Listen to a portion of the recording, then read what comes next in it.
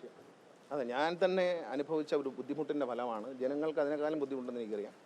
ഞാൻ മന്ത്രിയാവുന്നതിന് മുമ്പ് MLA ആയിരിക്കുമ്പോൾ തൃശ്ശൂർ വന്ന് പോകുമ്പോൾ ഈ കോട്ട, ചാലക്കുടി ഇങ്ങനെ വന്നിട്ട് നമ്മൾ ഈ ട്രാഫിക് ലൈറ്റുകളിൽ ഒരുപാട് സമയം കിടക്കുകയും ഈ പോട്ട ജംഗ്ഷനിൽ തന്നെ ഞങ്ങളെ കണക്ക് ട്രാൻസ്പോർട്ട് കമ്മീഷൻ കണക്കനുസരിച്ച് അദ്ദേഹം എടുത്തിരിക്കുന്ന 6 മരണമാണ് അല്ലേ, 6 മാസത്തിനുള്ളിൽ 6 മരണമാണ്.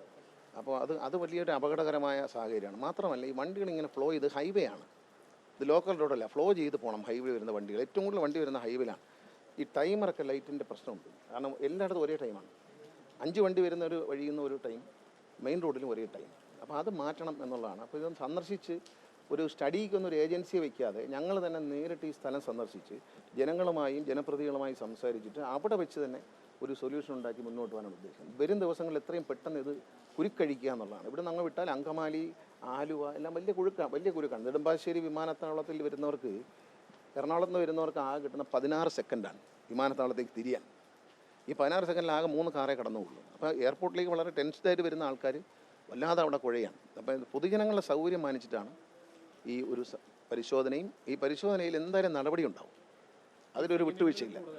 സിഗ്നൽ ആവശ്യമില്ലാത്ത സിഗ്നലിൽ അണയ്ക്കും, ആവശ്യമില്ലാത്ത സിഗ്നൽ അണയ്ക്കുകയും യു ടേൺ വേണ്ടിടത്ത് യു ടേൺ കൊടുക്കാനാണ് നമ്മൾ പ്ലാൻ ചെയ്യുന്നത്. ഇപ്പോൾ മോട്ടോർ വെഹിക്കിൾ ഡിപ്പാർട്ട്മെൻറ്റ് ഉദ്യോഗസ്ഥർ ചില ഡിസൈൻ വരച്ചിട്ടുണ്ട്.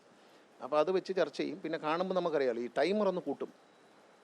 അപ്പോൾ ഈ ടൈമർ ഒന്ന് ഇതിൻ്റെ ടൈം ഹൈവേയിൽ കൂടുതൽ സമയം കൊടുത്തുകൊണ്ട് സൈഡ് റോഡിൽ ഇത് കുറയ്ക്കും. ഇപ്പോൾ എല്ലാം ഒരേ ടൈമാണ് വെച്ചിരിക്കുന്നത്. പിന്നെ മാത്രമല്ല, ഒരു റെഡ് കടന്നാൽ അടുത്ത ഒരു ഗ്രീൻ കിട്ടിയാൽ അടുത്തൊരു സ്ട്രെച്ചിനുള്ളിൽ ഗ്രീൻ കിട്ടത്തക്ക രീതിയിലും ഈ ടൈമറിനെ നമ്മൾ പ്ലാൻ ചെയ്യുന്നുണ്ട്. അങ്ങനെ ഒരു കണക്കും മോട്ടോർ വെഹിക്കിൾ ഡിപ്പാർട്ട്മെൻറ്റ് എടുത്തിട്ടുണ്ട്. അങ്ങ് അരൂരിൽ നിന്ന് പുറപ്പെട്ടാൽ ആലുവ വരെ ഒരു നിശ്ചിത സമയം, അത് എടപ്പള്ളിയിലും ഇതൊരു വലിയൊരു കുരുക്കുണ്ട്. അതും ഈ ടൈമിങ്ങിൻ്റെ പ്രശ്നമാണ്. ഈ സ്ട്രെയിറ്റ് പോകാൻ പല സ്ഥലത്തും സാധ്യതയുണ്ട്. ഇപ്പം എറണാകുളത്തേക്ക് വരുന്ന വണ്ടി അങ്കമാലിക്ക് സ്ട്രെയിറ്റ് പോകാം, ഒരു ട്രാക്കിൽ കൂടെ വന്നാൽ സ്ട്രെയിറ്റ് പോകാം, ഒരു നിർത്തേണ്ടായില്ല, നെടുമ്പാശ്ശേരിക്ക് തിരിയാൻ നിൽക്കേണ്ടായിരിക്കില്ല. അവർ സ്ട്രെയിറ്റ് പോയിക്കൊണ്ടിരുന്നാൽ നെടുമ്പാശ്ശേരിക്ക് കുറച്ചുകൂടി സമയം കൊടുക്കാം. അത് അങ്ങനെ ഒരു അപ്രായോഗികമായ ലൈറ്റുകളാണെല്ലാം. ഞാൻ മന്ത്രിയായിട്ട് വന്ന ഉടനെ ആദ്യം ചെയ്തത് മോട്ടോർ വെഹിക്കിൾ ഉദ്യോഗസ്ഥന്മാരെ കൊണ്ട് സ്റ്റോപ്പ് വാച്ച് വെച്ചിട്ട് ഇതിൻ്റെ ഓരോന്നിനും ടൈമിംഗ് അവർ പരിശോധിച്ചിട്ടുണ്ട്.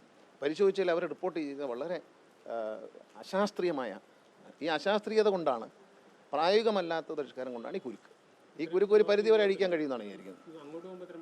ഇല്ല, പാലക്കാട് പോകുമ്പോൾ ഇല്ല. കാരണം അത് സ്ട്രെച്ചിലങ്ങ് വിട്ടു പോവുകയാണ്. ഈ ഒരു കട്ടർ വന്നാൽ ഒരു വണ്ടി ചവിട്ടി ഇറങ്ങാൻ 4 സെക്കൻഡ് എടുത്താൽ തൊട്ട് പുറകെ വരുന്ന വണ്ടി 8 സെക്കൻഡ് എടുക്കും. അതാണ് അതിൻ്റെ പ്രശ്നം.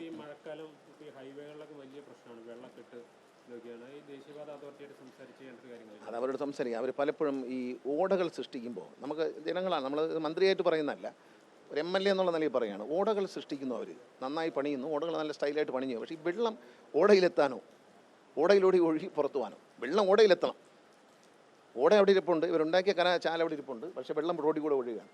അപ്പോൾ അത് എക്സിറ്റ് ചെയ്യാനുള്ള മാർഗം കാണാതെയാണ് പലപ്പോഴും ചെയ്തിട്ടുള്ളത്. അതുകൊണ്ടാണ് പല ജംഗ്ഷനുകളിലും വെള്ളം കിട്ടുന്നതായാലും ഇത് എവിടെ കൂടെ എക്സിറ്റ് ചെയ്യും എന്നുള്ളതാണ്. വെള്ളം പുറത്തേക്ക് പോകാനുള്ള വഴി കാണാതെ ഓട ഉണ്ടാക്കി വയ്ക്കുകയാണ്. അതിൻ്റെ ലെവൽസ് കറക്റ്റല്ല.